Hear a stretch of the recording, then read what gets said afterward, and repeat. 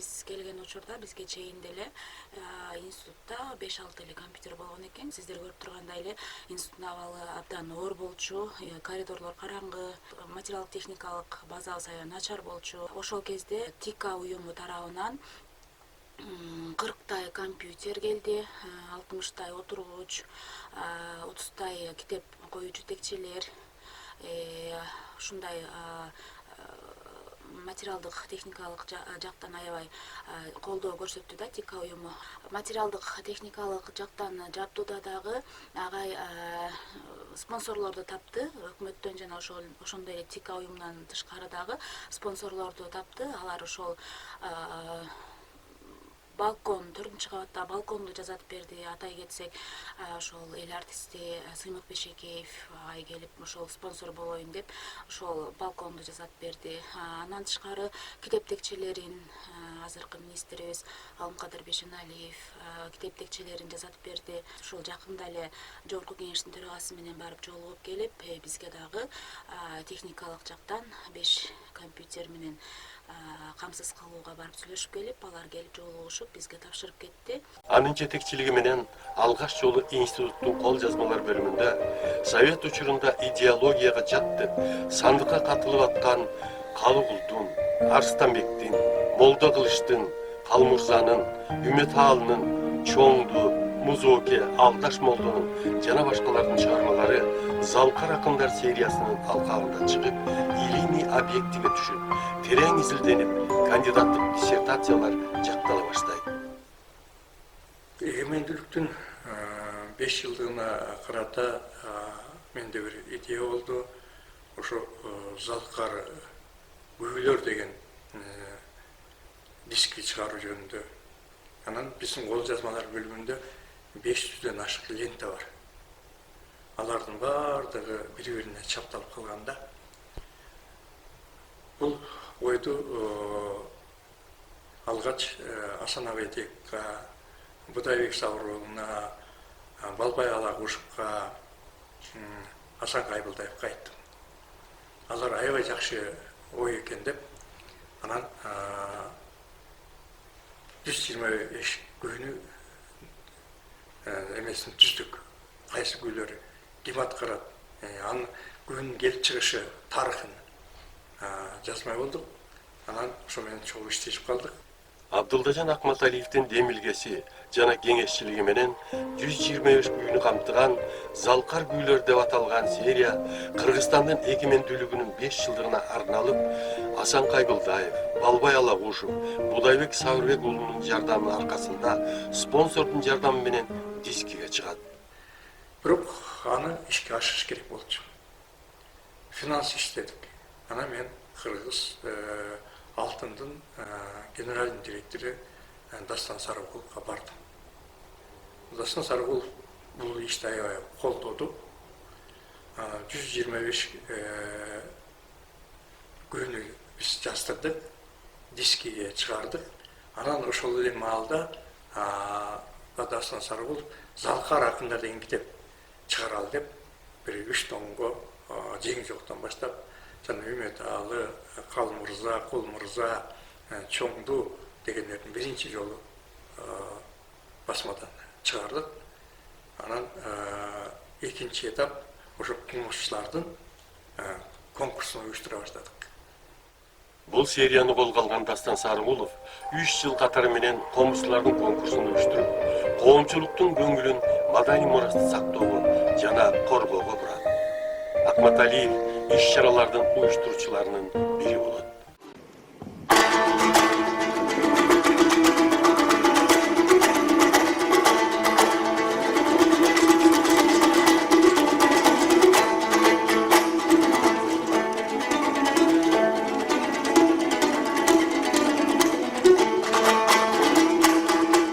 Өсүп келаткан таланттар Разия Сыртыбаева, Өмүрзак Кайыпов жана Самат Көчөрбаев агайына келишип, кенже эпостор менен элдик байымаларды дискиге түшүрүүнү кеңешишет. Абдылдажан Акматалиев идеяны колдойт жана аларга кеңешчилик милдет аткарат. Эл аралык айтыштарда калыс болот. Шакирти Мээрим Көлбаевага айтыш темасы боюнча тема берип, докторлук диссертациясын корготуп, эгемендүүлүк мезгилден кийинки айтыштарды жыйнатып, системага салып, 7 томдук айтыштар сериясын коомчулукка жеткирет. Чынында эми агайдын эмгегин караганыбызда баардыгы мындай бир системалуу түрдө кетип аткандыгын карасак болот да.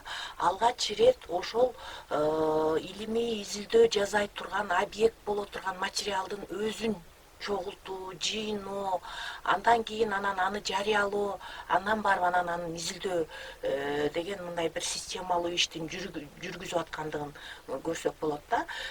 Ошол айтыш өнөрү боюнча алып кара турган болсок, эң алгач агай ошол мисалы үчүн совет мезгилиндеги же болбосо буга чейинки баягы 19-жылдын аягы 20-жылдын башындагы акындардын чыгармачылыгы тигил же бир учурда жарык көрүп келсе дагы ошолордун баарын топтоштуруп туруп бир Залкар акындар деген серияны жарыкка чыгарып, андан кийин анан ошол Залкар акындардын чыгармачылыгы боюнча изилдөөчүлөргө өзүнүн аспиранттарына темаларды берип, ошолор боюнча бир изилдөө иштерин жүргүзүүгө мындай жол көргөзүп берди десек болот да. Эми Абылтажан Амантурович агайыбыз жөнүндө көп нерсени айтууга болот да. Биз эми баарыбыз ошол Мелис агай деп көнүп калыптырбыз. Мелис агайыбыз илимий жетекчилик сапатын ошол тармактагы жасап келе жаткан чоң иштери жөнүндө азын-оолак кеп кылайын деп турам да. Агай менен таанышканыбызга ушул чейрек кылымдай болуп калды. Ушул мезгил аралыгында агайдын жетекчилиги менен ондогон кандидаттар, ондогон докторлук иштер жазылды да. Анын ичинде мен да бармын. Мага ушул 2005-жылы кыргыз адабият таануу илиминин пайда болушу жана өнүгүшү деген тема берген. Бул эми ушул маселе тууралуу келгенде агай ушул ар бир теманы берүүдө ошол адамдын өзүнүн мүмкүнчүлүгүнө, изденүүчүнүн мүмкүнчүлүгүнө жараша темаларды бөлүп берет да. Академик Абдулдажан Акматалиевдин идеясы, демилгеси жана жетекчилиги менен 60 томдук классика акын жазуучуларды камтыган окурмандардын китеп текчесине сериясы, илимий жетишкендиктерден турган классикалык тексттер жана изилдөөлөр сериясынын 90 томдугу, балдар адабиятынын антологиясы, дүйнөлүк поэзиянын антологиясы сыяктуу эмгектер ишке ашты. Казакстанга бир диссертациялык советке барып калсам, 2010-жылдары менде академик Сейит Каскабас сурап калды. Силерде баласагым боюнча университет бар экен, 1000 сомдук акчаңарда сүрөтү бар экен, Махмуд Кашкаринин эстелиги турат, университеттин аты турат, илимий басылмасы чыктыбы деп. Анан мен бир аз түйшөлүп калдым. Ал айтты, окумуштук катчы алып келчи ошол китептерди, казакча чыккан деп.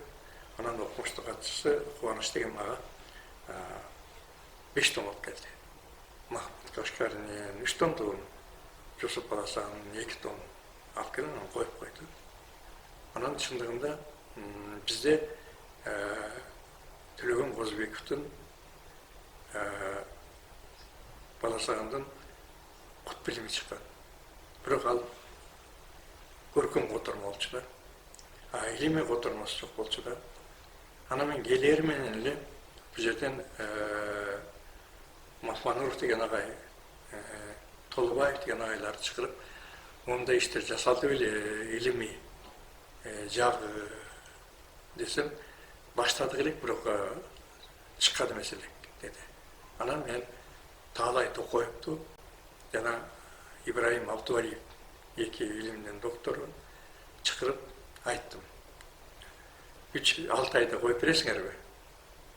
Ушул которуп десем, Таалай Токоев айтты, менде Кошмоков деген жигит бар, араб тилин жакшы билет. Мен өзүнчө группа болуп иштейм. Ал эми Ибраим Абдувалиев айтты, мен өзүнчө группа болуп иштейм деп ошентип Таалай Токоев менен өзүнчө группасы 4 айда бүтүрдү. Абдувалиев жана Султаналиев менен бирlikte 6 айда бүтті. Ошентип бирок өз-өзүнчө 2 томду чыгарып, анан мен мынакей Сет Аскарович бизди да чыгарып койдук деди. Бул өтө чоң намыс болчу. Анткени казак агайындар чыгарып койгон, уйгурлар чыгарып койгон, өзбек агайындар чыгарып койгон, биз түрк чыгарган, бизде кыргыздарда ошентип 2 варианттагы кол жазма келди. Ал эми Жусуп Маласагындыкын Сагал Сыдык деген агайыбыз илимдин доктору даярдап бирок кайтыш болуп кеткен да. Ошол кол жазма калып калган. Анан менин тууганы азыр филологиянын доктору Сымбат Сыдыковадан алып анан чыгардык. Абдылдажан Акматалиев тилчи катары иш тажрыйбасын Ош педагогикалык институтта 1977 жылы баштаган. Кийин Илимдер академиясында иштеп, жетекчи болгондон тарта тил илиминин күйөрманы бойдон кала берген. Анын жетекчилиги менен азыркы кыргыз тилинин түшүндүрмө сөздүгү, орусча кыргызча сөздүктүн 4 томдугу окумуштуулар тарабынан окурмандарга тартууланган. Kırgız dilinin düşündürme sözlüğü 69. yıldan beri çıkaraydı.